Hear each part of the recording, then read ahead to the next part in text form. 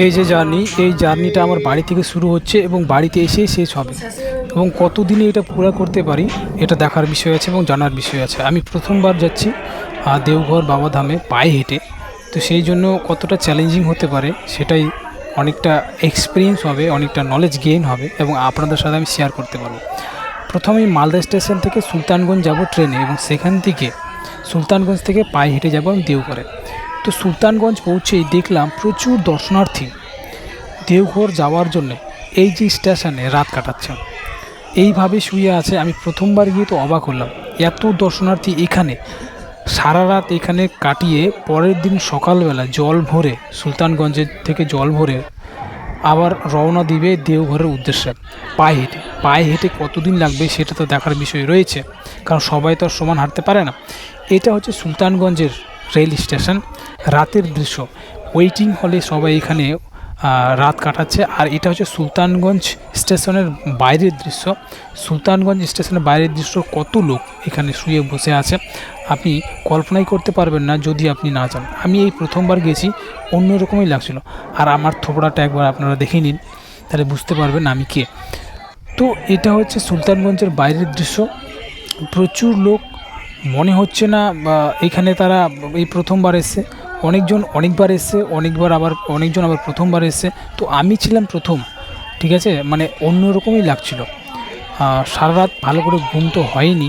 সকালবেলার একটা ইন্তেজার ছিল যে কখন সকাল হবে আর আমি চলতে শুরু করব। তো সকাল হতেই সুলতানগঞ্জের বাইরের স্টেশনের যে দৃশ্য সেটা আপনারা দেখতে পাচ্ছেন। রাতের বেলা আলাদা ছিল এবং দিনের বেলার দৃশ্যটা একদম একটু আলাদা, ঠিক আছে। এই যে সুলতানগঞ্জ থেকে জল ভরে আমি বাবাধাম দেওঘর যাব, সেটা কতদিনই করতে পারে সেটা একটা দেখার বিষয় রয়েছে। সুলতানগঞ্জের এটা হচ্ছে টাউন এরিয়া। তো এখানে আপনি সাজসজ্জার জন্য অনেক কিছুই পেয়ে যাবেন। আপনি যদি বাড়ি থেকে কিছু না নিয়ে যান, তো এখানে আপনি কিনে অনেক কিছুই পাবেন, ঠিক আছে, জল নিয়ে যাওয়ার জন্যে। তো এইটুকুই এরিয়ার প্রচণ্ড জ্যাম হয়, সকালবেলা প্রচণ্ড ভিড় হয়, কারণ সকালবেলায় সবাই চলতে শুরু করে রাত কাটিয়ে, এই জন্য সকালবেলা প্রচণ্ড ভিড় হয়।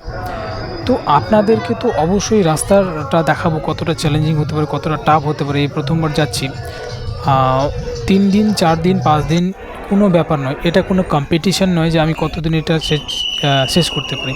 এটা আপনার উপর ডিপেন্ড করছে আপনি কতদিন এটা শেষ করতে পারেন।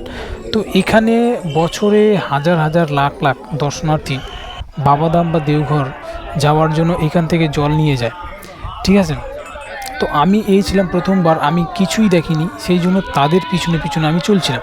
তারা যেদিকেই যাচ্ছিলো আমি ঠিক তাদের পিছনে সেদিকেই যাচ্ছিলাম। তো এটা গেট আপনারা বলতে পারেন, কারণ এটা দিয়েই আমাকে সামনের দিকে যেতে হবে নদীতে। সেখানে জল ভরেই আমি আবার রওনা দেবো পায়ে হেঁটে। তো এইটা দেখতে পাচ্ছি, এটা একটা বড় রকমের একটা প্যান্ডেল।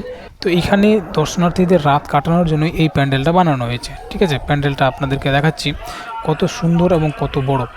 বিহারে যখন আপনি যাবেন জল নিয়ে, তো রাস্তার বাঁ পাশ ডান পাশ অনেক কিছু এরকমের প্যান্ডেল আপনি দেখতে পাবেন, যেটা রাত কাটানোর জন্যই এটা বানানো হয়েছে, ঠিক আছে। আর এখানে নাচ গান অনুষ্ঠান অনেক কিছুই হয়, ঠিক আছে। এখন দিনের বেলা দৃশ্য আপনাদেরকে দেখাচ্ছি।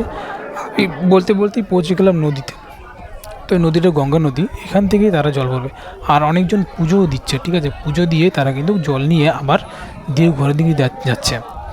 তো দেওঘর যেতে গেলে 3 দিন সময় লাগতে পারে, 4 দিন সময় লাগতে পারে, 2 দিন সময় লাগতে পারে, আপনার উপর ডিপেন্ড করছে। এটা কোনো জবরদস্তি নয়, কোনো কম্পিটিশান নয় যে আপনাকে এই কদিনের মধ্যেই কমপ্লিট করতে হবে। তো এখানে এত দর্শনার্থী রয়েছে, সবাই পুজো দিচ্ছে, পুজো দিয়ে জল নিয়ে আবার বেরিয়ে পড়ে। তো আমি এই প্রথমবার গেছি, কোনোদিনও আমি যাইনি।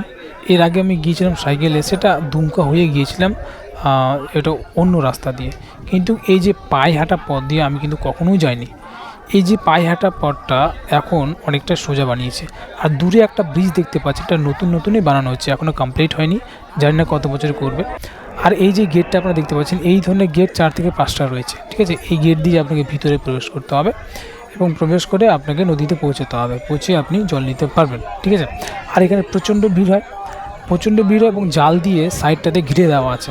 আর কয়েকটি নৌকা এদিক ওদিক চলাফেরা করছে, যাতে কোনো দর্শনার্থী পড়ে না গিয়ে, কোনো দর্শনার্থী যাতে পড়ে না যায় এবং ডুবে না যায়, ঠিক আছে। সেই জন্য তারা টহলদারি নজরদারিতে আছে। আর নদী এই সময় পুরো ভরে গেছিলো, বর্ষাকাল তো চলছিল এই সময়, ডেফিনেটলি আগস্ট মাস চলছিল, শ্রাবণী মেলা চলছিল। এই শ্রাবণী মেলা কিন্তু প্রচুর লোক সমাগম ঘটে এই শ্রাবণ মেলাতে। আমার থোবড়াটা আরেকবার তোমরা দেখে নাও, কিছু বলছি না এখানে, ঠিক আছে। তো এই হচ্ছে শ্রাবণী মেলার একটা জালসা, একটা বড় ধরনের প্যান্ডেল। তো চলো এখান থেকে স্টার্ট করছি জার্নিটা পায়ে হেঁটে, কারণ প্রথমে ছিলাম তো খুব এক্সাইটেড ছিলাম, জানি না কতটা চ্যালেঞ্জিং কতটা হতে পারে। এখানে পাশে একটা শ্মশান আছে, এই শ্মশানে আমি তোমাদের দেখাচ্ছি, আপনারা দেখতে পাচ্ছেন সামনে দূরে ব্রিজটা তৈরি হচ্ছে, আর এখানে একটা আস্তাবল রয়েছে, ঘোড়াটা দাঁড়িয়ে রয়েছে শ্মশানের ভিতরেই, ঠিক আছে। তো চলুন আপনাদের কিছু বলি। নতুন একটা গামছা নিলাম, ঠিক আছে, প্রচণ্ড রোদ করছে, তো সুলতানগঞ্জ থেকে আমি বেরিয়ে পড়লাম। তো আমাকে 110 কিলোমিটার যেতে হবে দেওঘর, ঠিক আছে, পায়ে হেঁটেই যাচ্ছি। এখন তো পাহাড়ি এলাকা শুরু হয়নি, যখন শুরু হবে তখন আরও অনেকটা চ্যালেঞ্জিং হবে, কঠিন হবে। তো এই গামছাটা নিলাম 100 টাকা দিয়ে, ঠিক আছে। এখন আমি বিহারেই রয়েছি, তো খুব ইন্টারেস্টিং। সকালবেলা প্রচণ্ড রোদ দিয়েছে, সবাই যাচ্ছে আগে, আপনারা দেখতে পাচ্ছেন। আপনারা যারা প্রথমবার যেতে চাইছেন, তো যাওয়ার জন্যে এক্সাইটেড, অবশ্যই যেতে পারেন, কিন্তু যাওয়ার সময় ভারী কিছু নিয়ে যাবেন না, নইলে আপনার চলতে প্রবলেম হবে। কারণ একাই চলা যেখানে বড় দায়, তারপর আপনার যদি বোঝা থাকে তাহলে অনেকটাই সমস্যা হতে পারে। কারণ বিহারের রাস্তাগুলো অনেকটাই সমতল, কিন্তু যখন আপনি ঝাড়খণ্ডে প্রবেশ করবেন বা কিছু কিছু বিহারের রাস্তা রয়েছে খুব খাড়া, সেখানে আপনার প্রবলেম হতে পারে। আর এখানে অনেক ভিখারি রয়েছে, রাস্তার এই ধারে ও ধারে প্রচুর ভিখারি, সব রকমের ভিখারি আপনি দেখতে পাবেন, কারো পা কাটা, হাত কাটা।